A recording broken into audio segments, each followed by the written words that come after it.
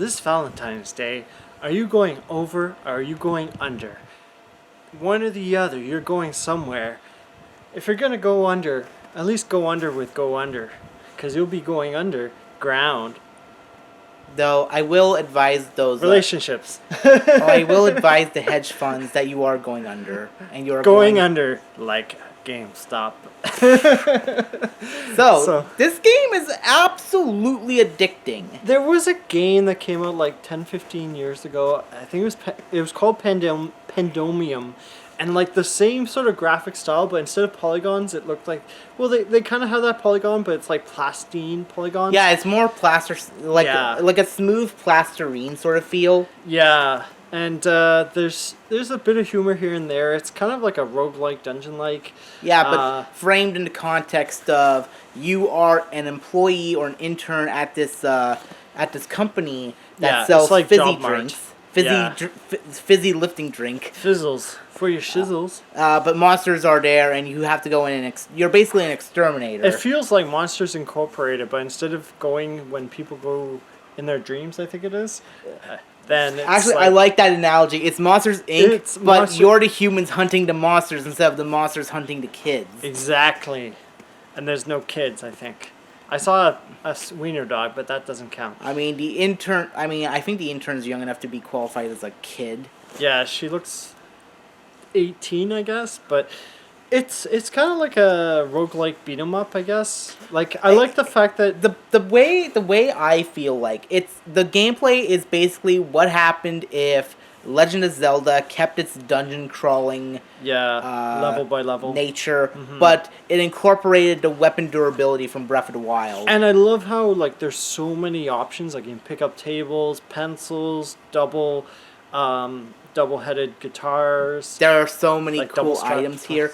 And the best part is that as you continue to play the game, the game kind of... Can you even hide under tables? Yeah. Well, actually, you roll under tables, but you can expand the game even more as you play the game.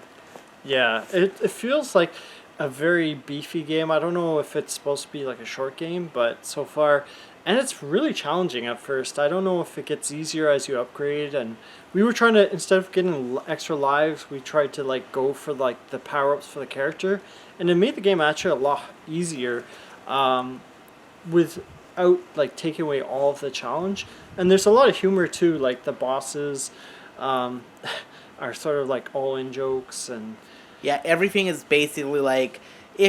I feel like if you went to work at this sort of environment of like, offices and stuff like that, this game is for you. This game gives you a lot of like tongue-in-cheek humor. Yeah, and it's got a fairly... It's one of those games where it's got a similar look to something I've seen in the past, but like it's still like the music's kind of unique. It's kind of like Earthbound-y music.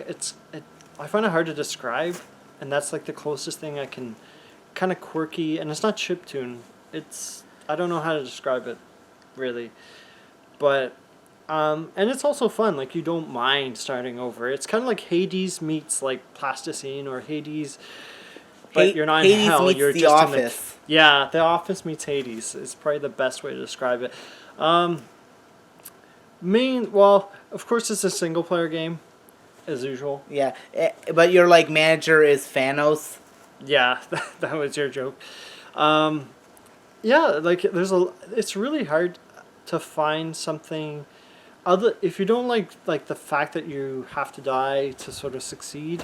Yeah, I can see that being frustrating, but it'd be funny though if somebody actually won without dying.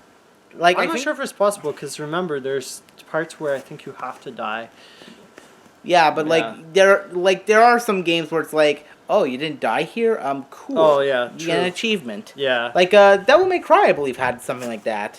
Yeah, it's been done before. I can't tell you when, but I'd say, yeah, I think it came out at the start of this year. I don't remember, or maybe last summer. Somewhere. It's fairly recent.